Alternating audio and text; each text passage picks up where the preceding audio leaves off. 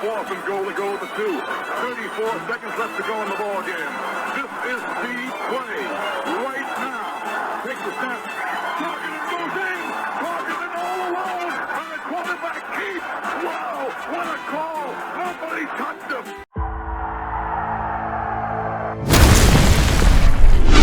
Here is Jeff, the host of the Gridiron.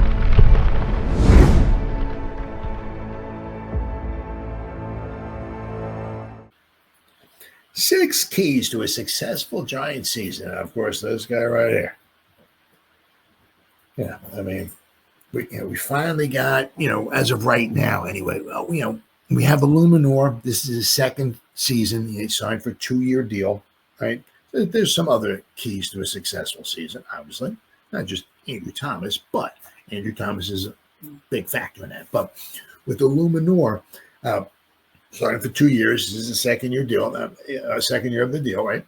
That doesn't mean we can't maybe bring him back, but, it seems like possibly, if we can bring Illuminor back, great. We got Bo. Well, we got Illuminor. If we can get Andrew Thomas, man, that would be fantastic. And we know we have, if we bring Illuminor back, we know we have at least 3 tackles. Because let's not forget, Bo played both tackles in preseason. Once again, it was preseason, and when he wasn't going up against first team, So, but he did look good when he was in there. So, but can Andrew Thomas stay healthy? Can he actually make it through a whole season? Or is this going to be a yearly occurrence? Or he's something's wrong with an ankle or a foot or something. We'll have to wait and see. I mean, it's a shame. We finally got ourselves a tackle, a left tackle. We finally got a stud left tackle, and he can't stay healthy. It's like, all right. So, 6 keys to a successful New York Giants season. All right. First one, the quarterback play. Giants have had one of the worst offenses in football for the past 2 seasons. 31st in points scored last season and 30th in 2023. Yeah. When Drew Lock, threw for 309 yards, 4 touchdowns, in a 45-33 Week 17 victory over the Colts, head coach Brian Daboll, renowned for his work as an offensive play caller before coming to the Giants, made his feelings on the primary reason the Giants were not a good offensive team crystal clear. That's how the quarterback needs to perform, Daboll said. It is significant that the only major change the Giants made on offense this offseason was to revamp the quarterback room. Daboll and general manager Joe Shane are pushing their offensive chips to the middle of the table and making it obvious they believe the problem was Daniel Jones, and to a lesser extent the backups who replaced him over the past 2 seasons, which is true. I mean, you figure, right? I mean, one of the things that just, it's kind of just like mind-boggling, right, is that especially last year, we were so horrible offensive-wise. Usually what winds up happening, right, is that you're bad offensive, and it's like, we suck. Blow it up. Let's get rid of this, get rid of that. Let's bring all that. Who's our starting tight end? Theo Johnson. Had him last year. Who's our starting wide receiver? The Fab 4, right? Malik Neighbors, Hyatt, Robinson, Slayton. They're here again, right? Starting running back, Tyrone Tracy. Motor Singletary. We did add Scatterboo, right? But, 2 of the 3 running backs, or the starting running back as of week 1 is going to be Tyrone Tracy, right? We might possibly, if Andrew Thomas can stay healthy, or get healthy, we have this, quite possibly, the same starting 5 offensive linemen. So we might have 10 of the 11 starters back from a crappy offense last year. Same offense, right? It's just one big difference: the quarterback. Right? I mean, obviously, Tommy Chicken Cutler Parmesan. Sadly, he was been our third stringer, but the quarterback room got so much better. We had to kick him out, right? But Daniel Jones is gone, right? Lock, Tommy Chicken Cutlets. So, all right. Jones, for all his hard work, could not elevate the roster. The Giants are counting on the belief that Russell Wilson, Jackson Dart, and Jameis Winston, to whatever extent each gets utilized in 2025, can elevate the roster. Wilson at 37 isn't the quarterback he used to be and may not be the starter for this duration of the season, with Dart nipping at his heels. By almost any statistical metric, though, he has been better than Jones the past 2 seasons.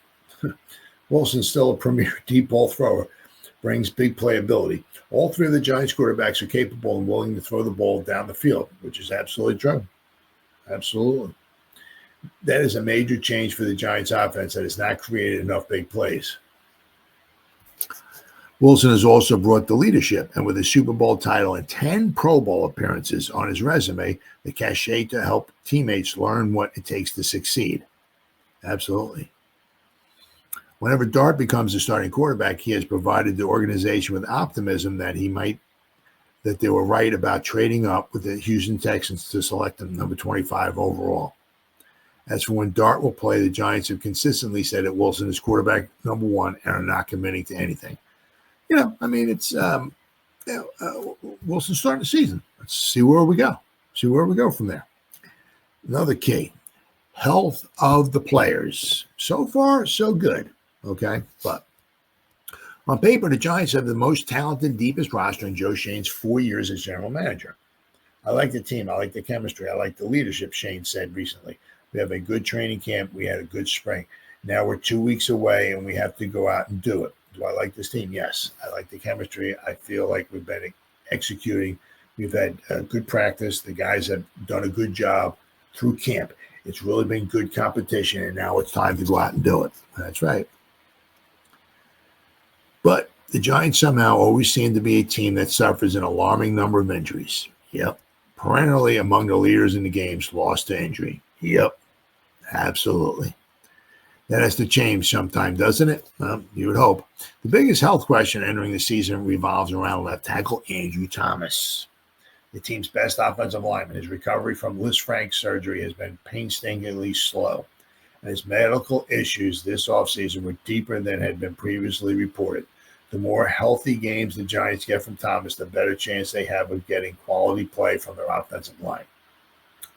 Then, of course, we got Malik Neighbors dealing with his toe, shoulder, back injury issues this offseason. Obviously, the Giants desperately need a healthy Neighbors. Now, if you can imagine if we had a healthy Thomas and a healthy Neighbors, man, that would be huge. Darius Slayton is a nice player and deserving team captain, but not a game-changing number 1 wide receiver. Yeah, there's a big difference between Neighbors and Slayton. So, Graham Gano missed 16 games over the past 2 seasons with leg injuries. Can he stay healthy? Right? He's looked really good in preseason. That's preseason.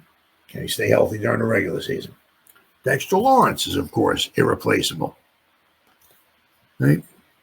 Brian Burns and Debo, Javon Holland, Tyler Newman, Abdul Carr, Theo Johnson, and maybe even Slayton are among players the Giants would have a difficult time replacing.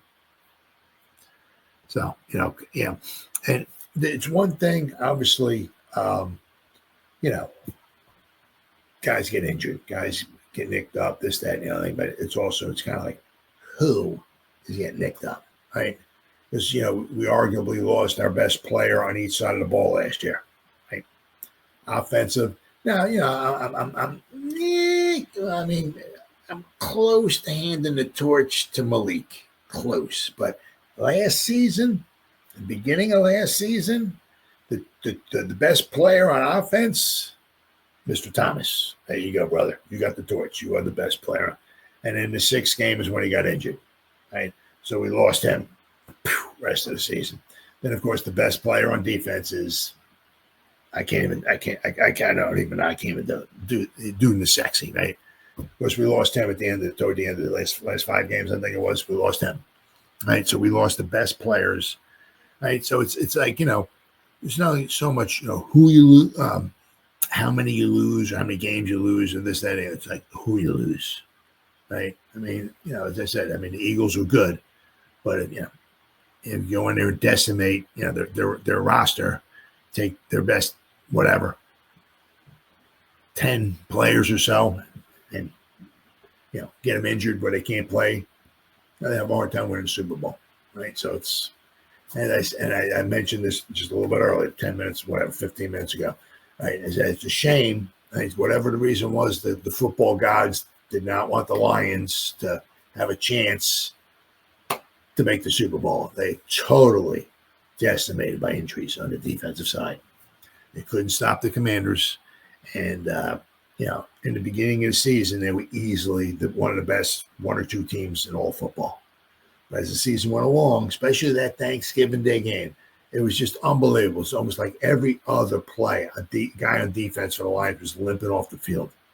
And I can't remember who the announcer was, but they just oh my God, this guy.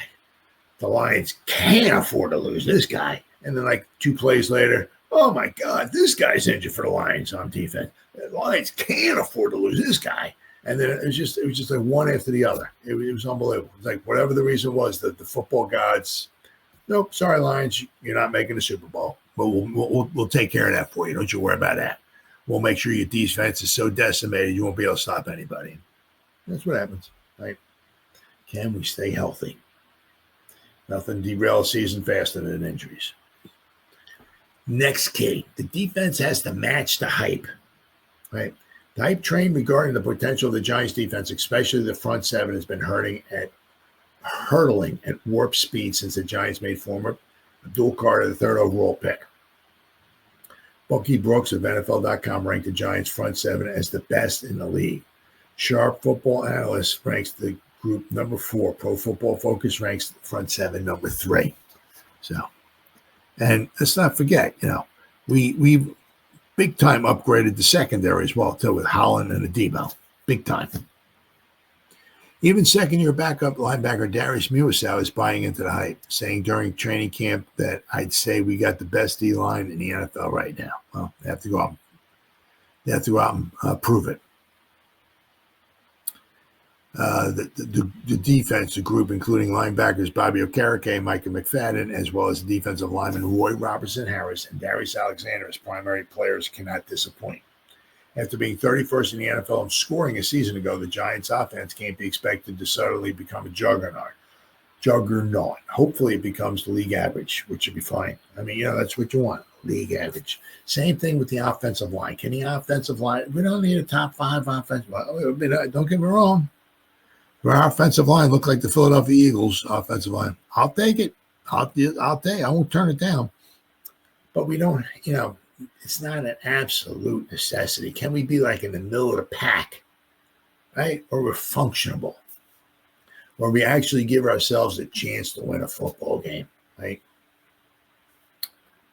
With the run defense, after co-owner John Mara expressed disappointment with the defense in January by saying, I'm tired of watching teams go up and down the field on us, Shane poured a lot of offseason resources into changing that. Carter and Alexander were drafted. Adebo, Holland, Robertson, Harris, and Chauncey Golston, don't forget about him, were signed in free agency. Secondary coaches Jerome Henderson and Mike Trier were replaced by Marquand Manuel and Jeff Burris. The thing with Henderson, with Rome Henderson, was that he probably couldn't. They drafted Banks the first round, and he just could not seem to get the best out of him. So that's probably the biggest reason that Mr. Henderson is no longer with the Giants. It's a shame. It is a defense that's going to have to carry this team against a difficult schedule, keeping the Giants competitive, making game-changing plays, setting up the offense to make big plays and be opportunistic. If it can't, the Giants won't be winning very many games.